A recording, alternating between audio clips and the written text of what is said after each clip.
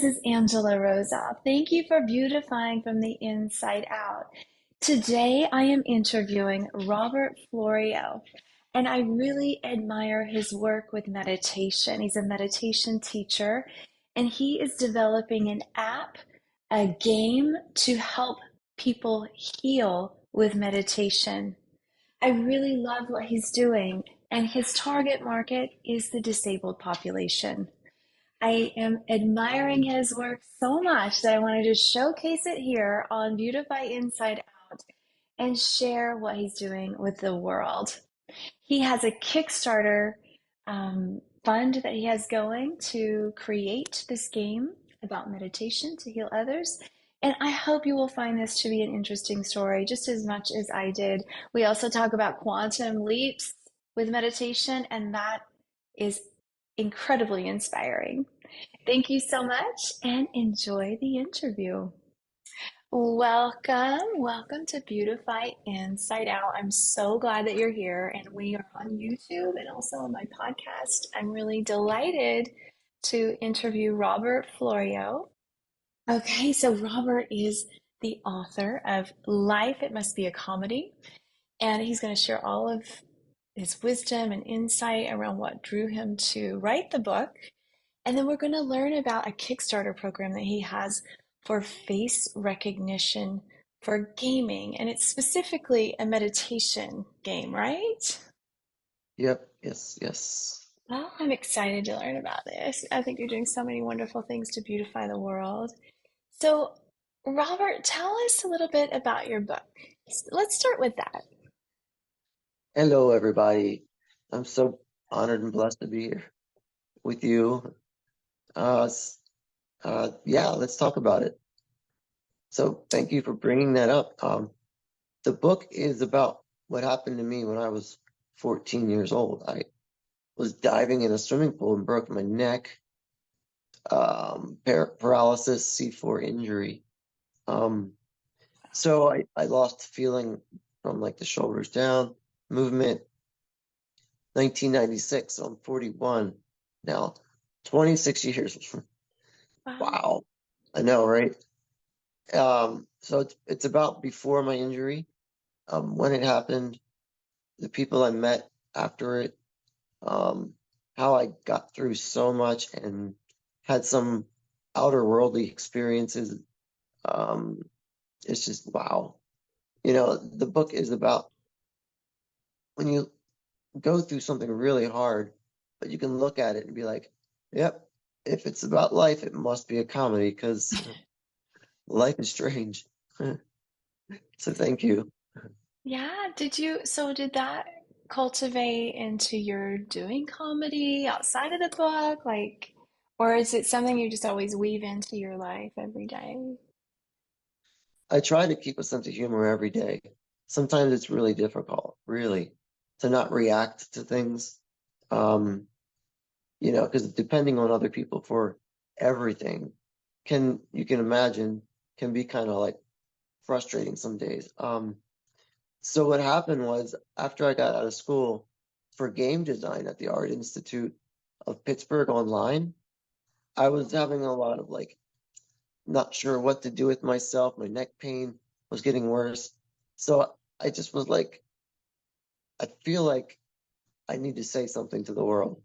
Like, and so I got into that, and it was just like this, I recognized really fast that I can see things that are messed up with the world and with my life, but see it in a way that makes you go, I never thought of it like that. But that's so true and funny because most of my jokes are like things that have happened to me or observations that I see, and the rest of the world might be like, you know what, this guy's totally right. He's joking, but that's true. you know? Yeah, no, it sounds very relatable. I I just want to, my hats are off to you for flipping something that changed your life in such a dramatic way into something that could be celebratory of life, where others are drawn in, you're creating community, connecting people into your personal, authentic experience. Like, That's really powerful. Appreciate that. Yeah. So how does that, so tell me about, so you wrote a book, you share comedy, you went to the Art Institute. Oh my gosh, I'm so excited about that. I love to learn more about your medium, and I know that you do amazing paintings. Is that what is behind your Yeah, image there? That's amazing. yeah. Most people know who Cal Ripken Jr. is. He was Wow. like my hero growing up, and you know, um, so yeah, I got a chance to meet him through the Wow. Make-A-Wish Foundation after my injury. Kept in touch a little bit, and then met him again. Did this portrait, and it was, it's just one of those things that just pierces at you. It's really cool. The artwork has got me through a lot of life, a lot in life. So yeah, I mean, is that what you were, Yeah, if you want to, yeah, that, exactly. No, I was wondering about that. I didn't know who. I mean, I'm not like I don't know sports that much, so I don't really know who he is. But I kind of remember the name. I'm a bit older than you, so I'm not sure no, about. It's Carl Ripken Jr. Is that what you said? Cal, yeah, Cal, Cal. Cal. Cal Okay. Ripken Jr. He's I mostly known for love. being the Iron Man. Oh, Iron Man. Oh my gosh. I'm so clueless. I love. Well, the thing that I notice about the painting are the eyes. And I am an amateur painter, and I find that so hard to capture, to bring humanity into the eyes. Is that um is that something that is unique in all of your work? Like your detail? The portraits, yeah. And somehow I'm just able to spot on the eyes with everyone. I feel like that's the focal point of the portraits. It's you're looking at someone's eyes, so that's where I put a lot of Mm, attention. stunning, really beautiful. I so now when you do your art, like your how are you painting? Like I looked at your website. What's the name of your website? RobertFlorio.com. Robert Florio. So go check out his work and learn more about him there. But I noticed that you have a pretty amazing setup for doing art. Do you do art every day? Is it something you do every day? No, I would love to do it more. I'm trying to get through, you know, getting things done and having neck pain sometimes would stop me. But I paint with my mouth, and so that sometimes is a challenge. But it's freeing when Hmm. I can paint. It just I get in the flow, which is kind of like the similarity with meditation. Absolutely. So, when did you discover meditation? Oh, that's an interesting question because um, I mentioned like my neck pain has been getting really bad. So, so I had a surgery in 2016 and for the neck pain. And what happened was I was on um, morphine, oxycodone for several years, and I had four outer body experiences from afterwards, I guess, just from the pain and everything. I was dropping weight. So that led me to think, I used to be kind of like religious, more Hmm. tuned, and I dropped that. But when this happened to me, it told me, oh my God, we are, let's just call it what it is, God's in the flesh. We are eternal beings. We're, you know, living dimensional lives. Like this is kind of a construct. This is almost not real. It's like I started getting into that, and I started meditating with Dr. Joe Dispenza, started learning a little bit about Dr. Stephen Greer, um, quantum physics, and it just blew my mind that you could rewire your brain, and your body and your brain are so subjective. They don't know the difference between a thought, what you're imagining, and what's actually happening to it. The body will make it so. Um, and that's how healing happens, because people can get to this state of oneness and wholeness, and the healing is the side effect. The amazing things that happen in your life, that's the side effect of being in that state, being.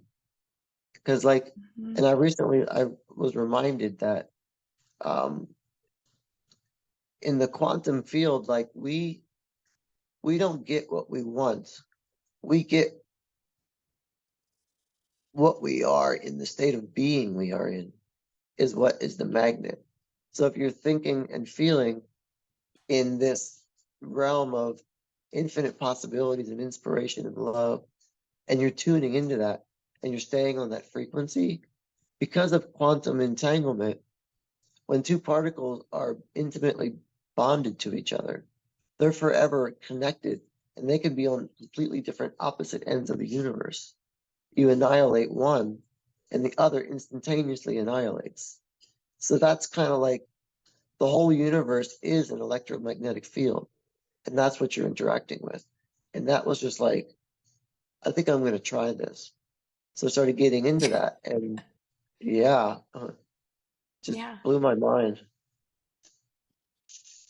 It so a lot of the work that I do, like I'm really resonating with what you're talking about. I haven't studied it the way that you have, but in manifestation principles of, what you feel in your body to be true, and you can like project that feeling like that it will be true, and then it becomes true. Like that, what you're talking about really helps me better understand why this is the expansion of the universe, and this like duality of being, and like duality of presence, and like that continuum that's like everlasting universally, right? Like this is Yeah, you explain it very magnificently. So thank you for sharing that, because a lot of people don't understand it. And I mean, I'm just a right. baby trying to figure it out. I don't have a lot of time to study it right now. So Yeah, I can get deep into it. I can, it's really fascinating to me. so do you teach this to people? I wanted to ask you Yeah, about you teach it. yeah. I sometimes I'll put together like meditation groups, or I'll have people Yay. come over, friends or online. Um, it's even like I'll even help my mom get through things because she, Italians, she's very fast paced, doesn't want to sit down and meditate. Um, Most people think they can't meditate because they close their eyes and all these thoughts and everything comes up. But that's what's supposed to happen. Those are the Right. thoughts and feelings standing in your way. You have to get through those. And yeah, and I know it really is. I also teach meditation, and I wow. find that so many people in our culture struggle just because of the nature of how we live. We're always instantly like gratified and like searching up stuff. We have this mega brain that we're connected with it. Actually, you have it all in here, right? Like, Yeah, the entirety of the cosmos is folded within you like a quantum hologram. And there's nowhere to go because you're already there. It's like, so when you connect to this field, that's why you can see vision, see the future, see the past, heal people. Um, you know, in deeper and deeper states of this, you naturally develop abilities that seem supernatural. It's really cool. wow. So you talked about you studied it, you started meditating, you started getting to this place maybe faster than some people naturally. Is that something that you what how did like what do you think about that idea? Like how long did it take you to start like opening all this up to quantum physics, could you just like go there and then you start seeing like having this time travel kind of thing, or like interstellar travel, I guess is the right word. I don't know. Like, Yeah, well, the way it happened for me was before I got into like studying the Dr. Joe work, I was deeply into making contact with other worlds and people that could be healers. Because I've heard stories where there's beings in the universe that are so highly evolved that they can heal you with just their thoughts. And I've seen this. It's been recorded. So I got into that and I started learning what's actually going on here. What's how is healing happening? How are we communicating with each other? What's who are these people? so you were And asking these questions, right? And yeah, then you start manifesting the answers in your work with meditation. yeah, it's the secret is the frequency you're on. Like if you have like a coherent mind and heart, you create an electromagnetic field around your body. And because the whole universe is electromagnetic fields, the universe has to rearrange itself to reflect your efforts. It's the law. It must. So people wonder, why am I having such a shitty life? Like you're manifesting that, you know? You don't even realize you're doing it already. But because 95% of our waking day, we're unconscious. We're running programs. Our attention is everywhere else. And because like where you place your attention is where you place your energy, you, people don't create a good future. You can just, their future looks like their past because that's the, Mm-hmm. that's the lens that people view the world through. And um, it takes a brain that can like create new connections. And when that happens, you get this ordering effect in the brain and body. And it's really, you feel it, when you get a gut feeling about something and Mm-hmm. nobody can tell you, you just know. When you reach that focal point, that's when that's when you start experiencing you are a creator. And you know what? It always comes in a way you don't expect. It has to, because it's the unknown you're creating from. We can't create from the known in our lives because if you create from the known in your life and you can't create and you don't know how to do something, then you have no choice but to go into the unknown. But that's uncomfortable for a lot of people. So they'd rather cling to their suffering because it's least familiar to them, and and when you're stuck in this state of constant survival, you're either running, fighting, or hiding. There's no energy for creating. So that's why meditation takes back your power. And instead of subtracting from the field around your body, you're adding to it. And you can get younger, you can be healthier. Everyone around you benefits from it. Mm-hmm. Um, it's just it's amazing to create that way because it's so inspiring and It like I don't want the is. magic to I don't want the magic to end, like I worked so hard for this, why would I give this feeling up to anyone or anything? Like if I am around someone that has a bad day, I try not to react right away. I just kind of go, "Do you need a hug?" You know? Mm-hmm. So this is so I have a question. I'm just so grateful that you're sharing all of your story in this holistic way, just like everything that's happening to you. But my question about the healing and meditation, did so so in the eight limbs of yoga, there's a point where we kind of, the chakras, we're reaching certain points, and pratyahara encompasses this eight limbs idea that Patanjali wrote in the Yoga Sutras, organizing like sages from, since, time immemorial. And pratyahara means that we have sense withdrawal. And it's then when we can rise above and move into mindfulness and meditation.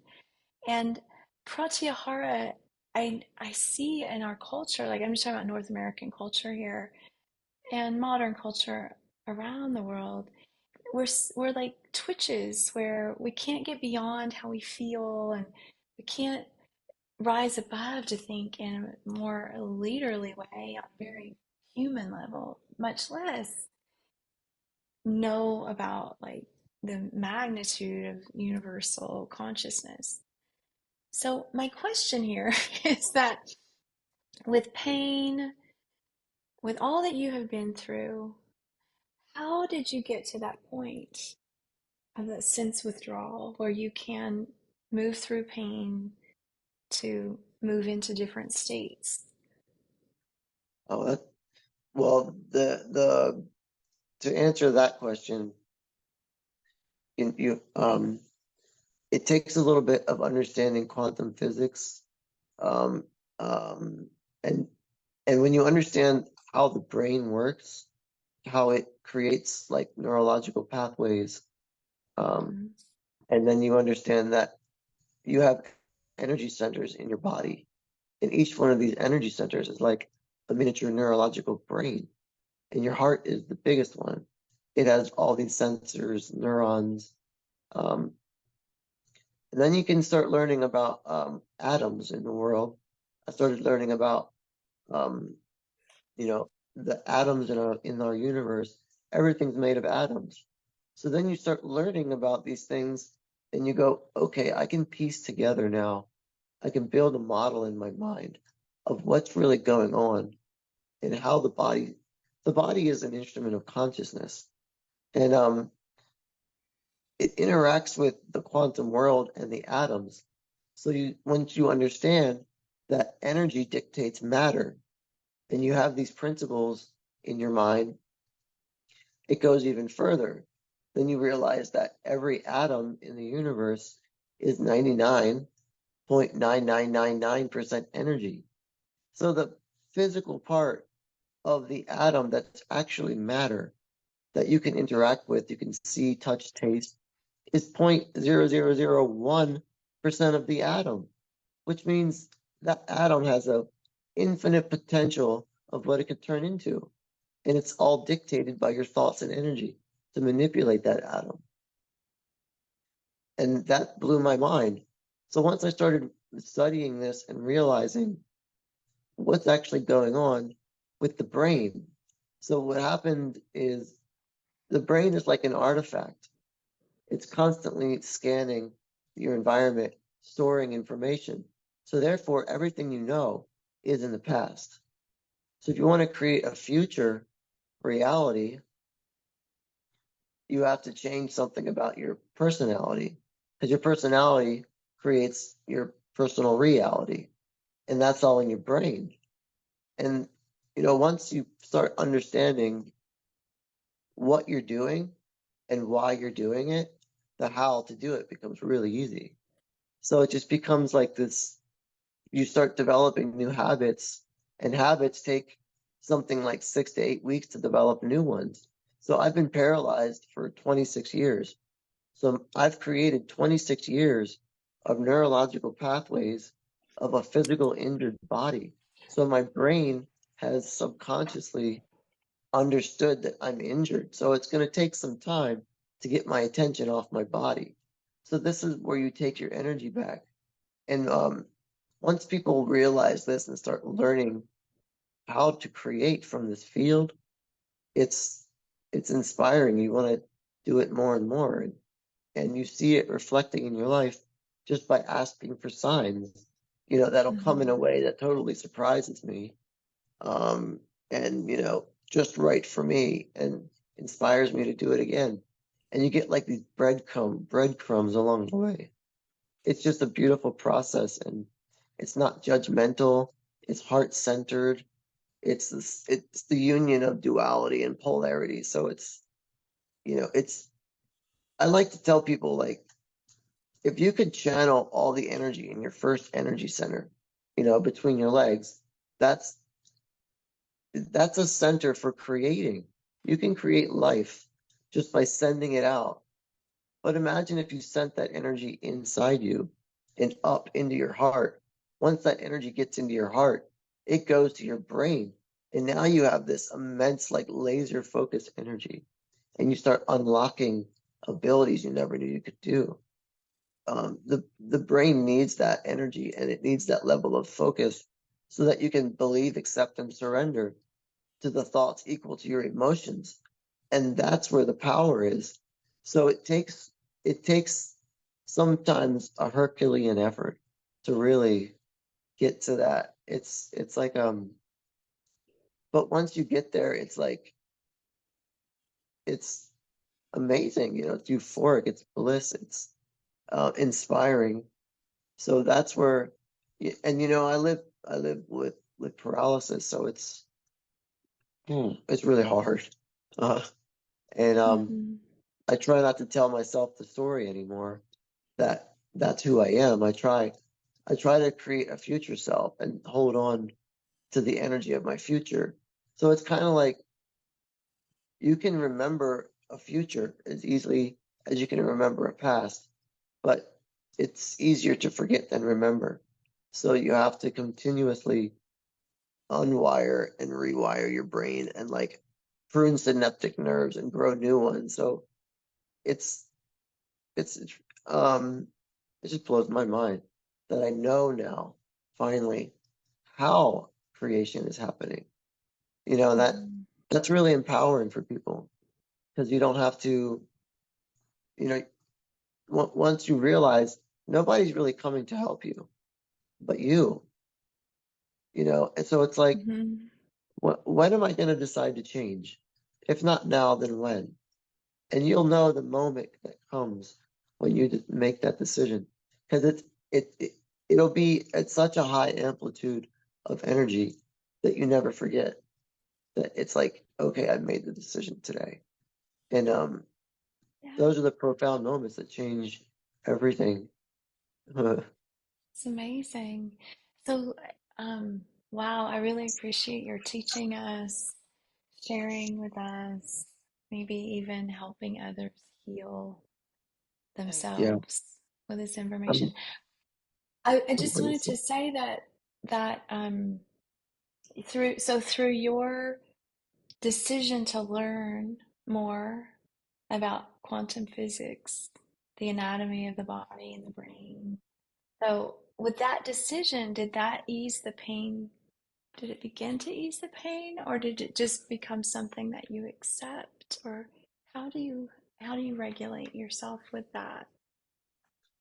Well, see what happens with healing is I don't really focus on the healing, the pain. I focus on getting to that state of being where I'm like I'm oneness, I'm whole inside, where I feel so whole inside that I don't feel like I want anything because I feel like I already have it. And then the healing is the side effect of that state of being. So it's not so much like I'm gonna heal my neck today, I'm gonna heal my neck. Mm-hmm, Um, because you could have a thought of healing your neck, but your emotions are not lined up with that thought. Your emotions are feeling anger and frustration. So mm-hmm. those two do not match up. So is that like the question you were asking? Yeah, yeah, yeah. Yeah, thank you. I You're really welcome. appreciate you sharing what you're doing. So Yeah, you've been able to yeah. transform your personal experience. You're diving into creating on a mass scale, hopefully, with face recognition. It's a meditation game. Is that how it's going to work? Or can you tell us a little bit more about your Kickstarter program? Oh, yeah, it's really interesting. Thanks for asking because you know, I can't use my hands, so I was thinking the market for gamers with disabilities is really almost untouched. So there's opportunities here to invest in that idea, you know, and the side effect of that is it makes video games even more accessible and easier to use for everyone. So if you're using your face on your phone and it's picking up your smiling or you're blinking, um, there's really infinite potentials. Um, I thought that um, meditation and interacting with meditation isn't really combined yet. So there's apps that you can get to teach you how to meditate and kind of go into a world, but it's not really interactive. So that's really cool. Like a pitch point kind of. And so um, I personally wanted to heal myself. And I thought, well, the game will be really inspiring for me and it'll help other people heal and teach them these processes.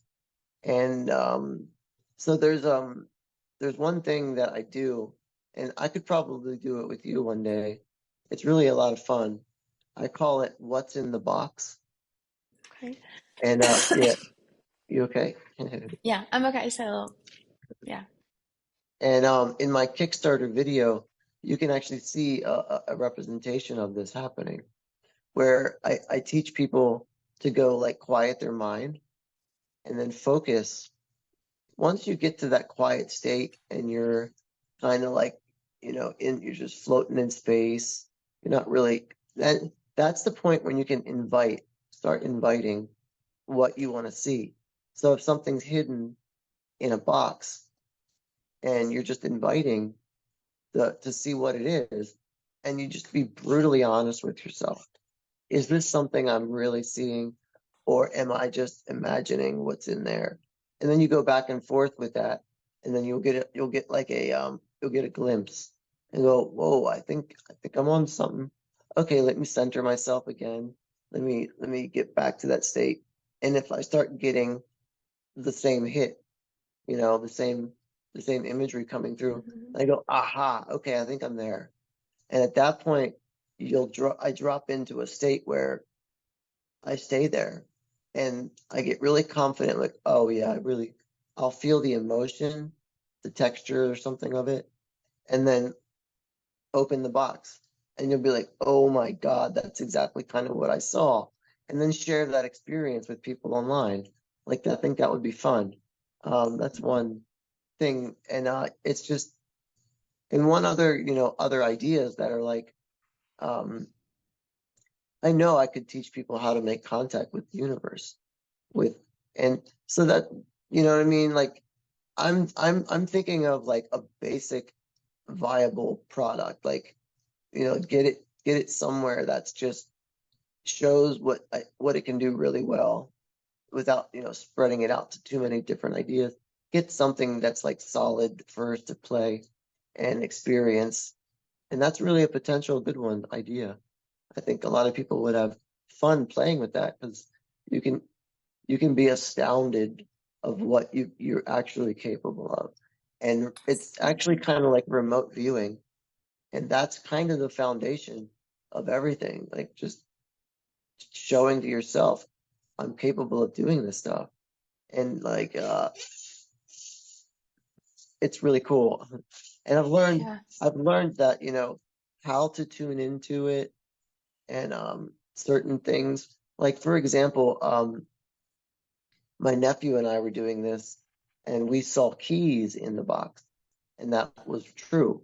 Another time, we were doing this, and so I had my cell phone in front of me, and the box was in front of the cell phone. So I was looking through like the edge of the cell phone to see the box on the table, and I was getting this like hit where I kept seeing like this elongated, like rectangular shape with like points on the end. And when I opened the box, that wasn't there, right? So later on in that day, I'm scrolling through Google and I saw it on Google. I was like, oh my God, that's exactly what I saw in my head. Yeah. So what happened was I was I was paying attention to what was going to appear on the phone screen, not Mm-hmm. in the box. So these are the things that like I pick up on and I'm learning. So when it becomes a game, like um, I'll teach people how to focus on the image within the screen, within the phone, not the phone itself, because the phone, if you focus on the phone, you'll pick up imagery of what you might be seeing on that phone later on in the day, not what's within the app, within the box, within the app, within the phone. You know what I mean? So it's Yeah, no, intricate things like that that helps you tune in. And it's interesting that I'm picking up on that. no, it is interesting. Yeah, I love it. I love that it could be so tangible that you can guide someone to go there through a game, an app. I think what you're yeah, doing is really remarkable. Is there, can we talk about like a universal outcome that you're hoping for with this game? Is it strictly for entertainment? Is it strictly to get people into the state? Is there a dream that you have? yeah. The universal statement for this game as it's developing is to really change the vibrational energy frequency of the state of the planet, really. Now, there's this ordering effect in physics where I've learned if you can like super cool a like hydrogen molecules and then something happens at this 1% level where the molecules will become coherent and the 99% of all the other molecules will instantly like become coherent. And it's like it's if you ever heard of random number generators? Yes. Yeah. So on the morning of September 11th, these random number generators were placed all around the world. And what the scientists noticed was all of them had a spike, in a large spike at that exact time. How is that possible? Because the collective consciousness of all the people on the planet were changing the vibration of that magnetic field, and it had an effect on them, on those devices. So that proves it can happen. And so what this means is, um, you don't need the whole world to change their state of being because nobody on this planet, and I can almost say nobody on this planet, completely agrees with someone on anything. You know, that's bad. That's not a good thing. Mm-hmm. So and these people won't even know this is happening. There's studies that happened in the 70s where um, groups of advanced meditators would go into Washington, D.C. to an area, and they would bring enough people that were just 1% of that area. And within a few months, they started studying and seeing crime rates were going down, Mm-hmm. hospital visits were going down, all these things were. And then when they left, the statistics started going back up. And we're at a Interesting. point in our world right now where we sorely need to evolve because we're kind of on a extinction level event, kind of. If Mm-hmm. you think about it, Oh, yeah. there's microplastics in everything, and it's we've done this to ourselves, and it's not a time to say, "Hey, you're bad. I'm going to punish you for that." No, we need to move Right. past that. An eye for an eye leaves everyone blind, and if we don't do this, um, it's it. I don't know how many years I have left in this body, but I'm giving it my all, and that I know there's no death. I've experienced that, so I have no fear of it.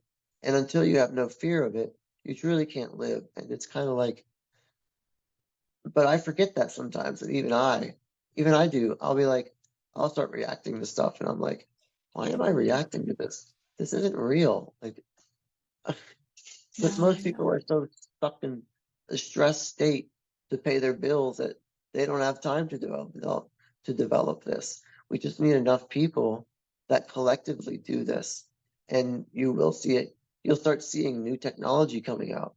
I don't mean, Elon Musk rockets flying up into space. I mean like next level quantum developments, alternative propulsion devices. And that's what's flying around and people are seeing. We've developed it. So it's not a matter of, I need to prove to you that this technology exists. It's a matter of suppression, really. Wow. And the let, yeah, it's kind of like there's a sad group of people that are in this pinched reality that they might want to help the world, but they're kind of like stuck in it. But you and I are free to do it. So let's do it, you know? Hmm. It's I love it's a it. I time. love, Yeah, it's a yeah. time for not dying for what you believe in, but living for what you believe in. That's now, and it's really remarkable. We have a chance to like really leap forward here, and I think that's the goal. I love it. I know I can honestly say I've never heard of anything on the market that was fully designed to elevate the vibration of the planet. And I'm so glad that you're doing it. It means so much to me. I'm a Oh mom, I my have God. kids. Hmm. It's so Yeah. critical, and I just want to support the work that you're doing. I do want to highlight your Wow. website. It's www.robertflorio.com, and it'll be in my show notes, as well as Yeah. your Kickstarter link, which you can find on your website, right? Oh yeah, yeah. And you can go to on there. I have a Discord page that we can, start talking about the game. My Facebook link is there. That's My great. TikTok link. Some of my jokes are on TikTok. Some of the really amazing things that I've been able to Hmm. record are in the video. I really encourage you to watch it because, uh, I will. yeah, if you watch this and you see what I've been able to record, um, you would be like, "What? I'm It, excited.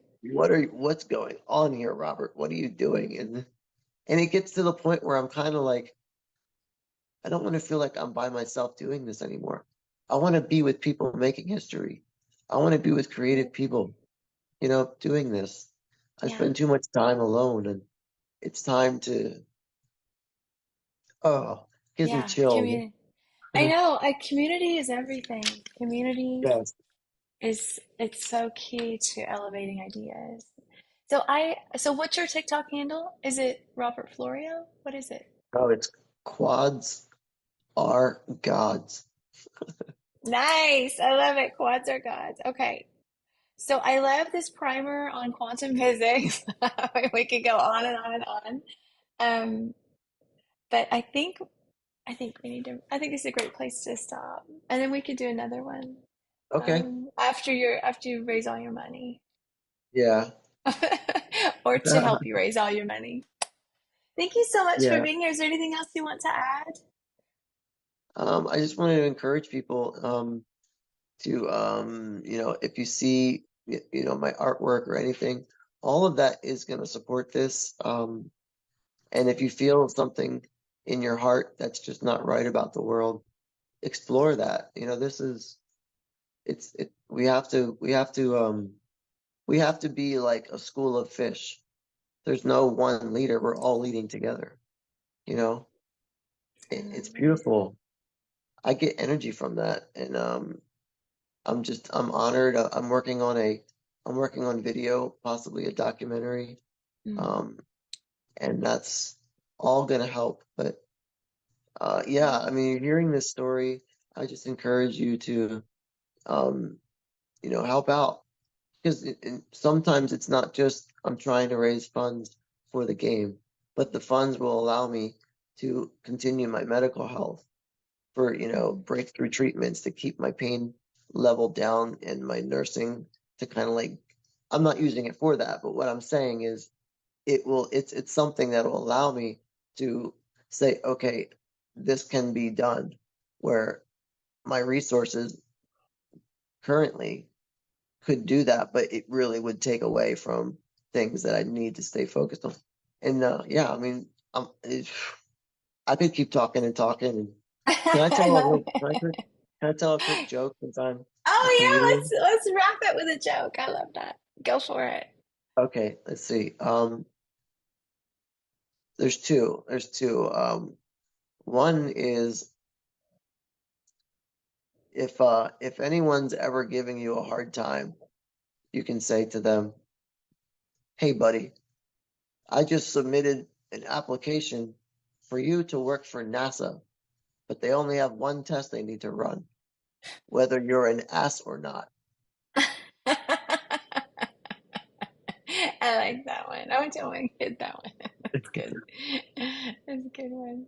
What's the other one? The other one is this is more of like an observation joke. So I find things funny like this. Um, there is a a thing called the NIH, and they're developing like research for spinal cord injury. And I started looking at like how much funding is going into this. It's not a whole lot. And then Hmm. I was like thinking about the James Webb Telescope that we sent out into space. I was like, did we really just spend $10 billion to send a camera 1 million miles up into space to take photos of things we're never gonna get to go visit because we can't travel there? Like you could have you could have cured paralysis with that, you know? Like, hello, wake up. Like, what is going on? You know what I mean? On Yeah. this planet. That's it's a joke, but it's funny because it's true. And it's like, Hmm. it, you kind of What's the laugh at yourself and priority? go, what's the priority? What are we doing Yeah. here? No, I get it. No, it's good to laugh to keep from crying, right? Like Yeah, I grew up like that life. It must be a comedy by yeah. Robert Florio. They can buy that. Where can they buy that? Amazon, and my website. Yes, thank Perfect. you. Yeah, You're beautiful. absolutely. You're You're wonderful. beautiful. You're beautiful. I love what you're doing to beautify the world. I focus on beautification of the planet, people, the energy that we share, and how we can uplift one another. So I'm so glad to showcase you today, Robert. Thank you so much for being here. Thank Thank you. you. All right.